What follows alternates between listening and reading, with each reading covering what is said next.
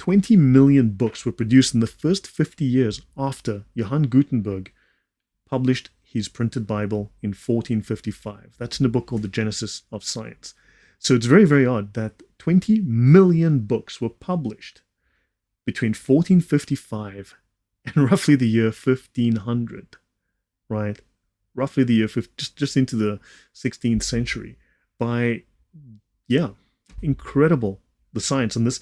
And remember, the first book printed was the Bible. Okay, so some background. So atheism, sophism, and materialism.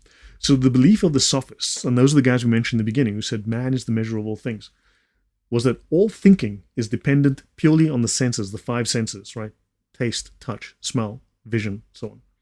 And personal impressions, the impressions you form, the subjective impressions you form in your mind. Shield to prevent the need to explain yourself. Agnosticism. Yes, villainous. So they look for the Saganism in Catholicism. They can't find it. Yeah. Right. So the sophists believe that all thinking, right, is dependent on the senses only and your personal subjective impressions, leading to the absence of any objective criteria for personal behavior except for societal norms. There needs to be some kind of order and structure in society. All right. So the sophists specialized in rhetoric, and the sophists were, shall we say, professional educators more than they were philosophers. They flourished as a result of a special need at the time for Greek education.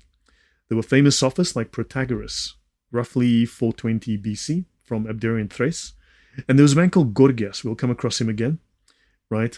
From about 400 BC.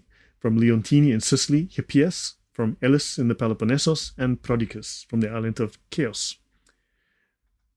Now, Gorgias, Hippias, Prodicus, and Protagoras, all of them are sort of 5th century BC. They cultivated the art of defending or attacking a thesis by means of argument. So they developed a way of what's called disputation, how to undermine an argument, how to undermine logic, how to use language in a way that was grammatically correct, that sounded good, but was actually false, specious, that was questionable, not true. The whole aim is not to find truth. The whole aim is to undermine the argument of the other person and to win. So they cultivated the art of defending or attacking a thesis by means of argument. So this concern for the techniques of argument led to verbal displays of debating skills, what Plato called eristic. In Islam, you've seen Muslim debaters. They use exactly the same technique because they are sophists as well. And it's called adab al-jadal and hiyal. These are the two terms in Islam that describe this. So the Muslims took these on board completely. Now, dawah, exactly. So dawah is made up of various skills, various knowledge. And two of those are adab al-jadal and hiyal, the debating skill and the method of lying. Right. Now, as I've mentioned before, Protestants also developed their own form of scholasticism. But the Protestant form of scholasticism is not the same as that of Aquinas and the Catholic Church. Aquinas was very rigorous about finding truth, whereas the Protestant scholasticism was designed to win arguments and change definitions.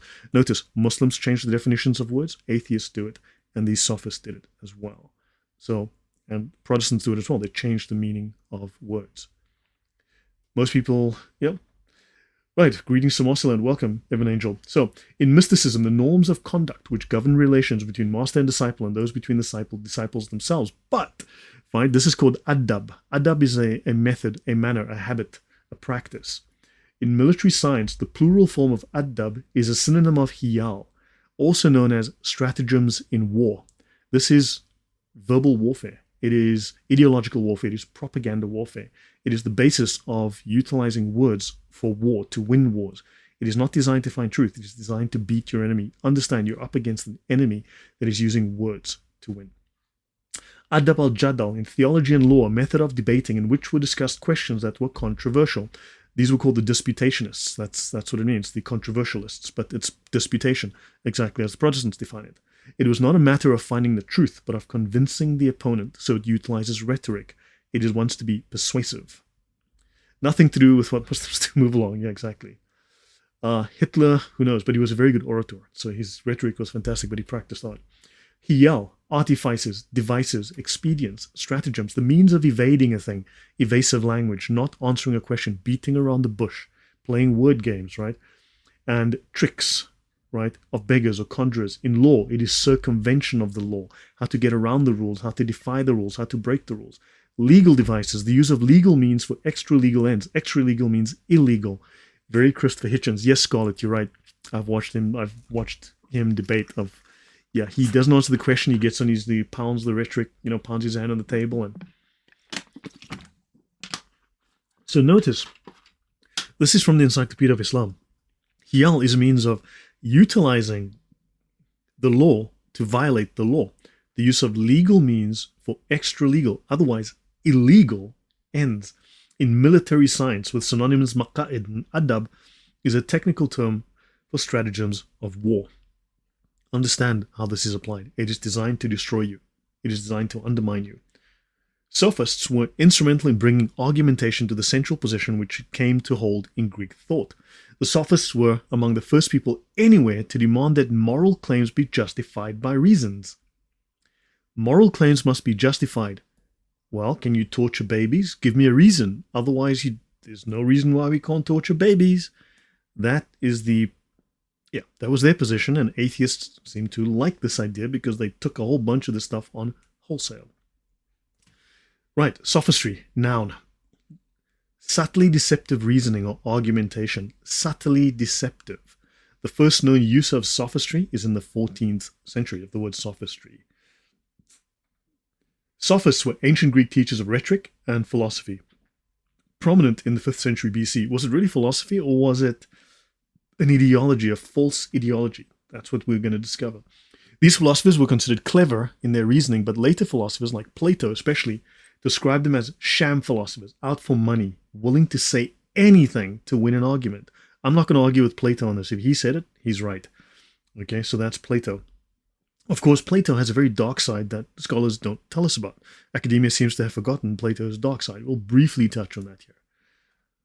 Sophist, from Greek sophistes, wise man or expert, earned a negative connotation as a captious or fallacious reasoner, someone with fallacious, false, flawed reasoning.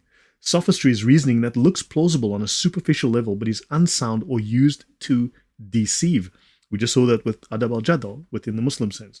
Rhetoric in sophistry is the practice of persuasive communication aimed at manipulating and influencing audiences through the skilled use of language and argumentation, often prioritizing style and emotional appeal over truth or reason.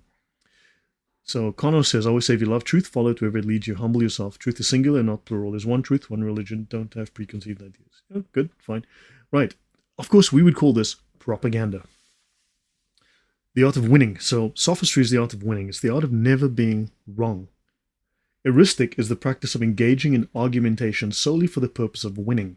An heuristic person is an argumentative person. They are annoying, they are grating, they are irritating because they are always arguing.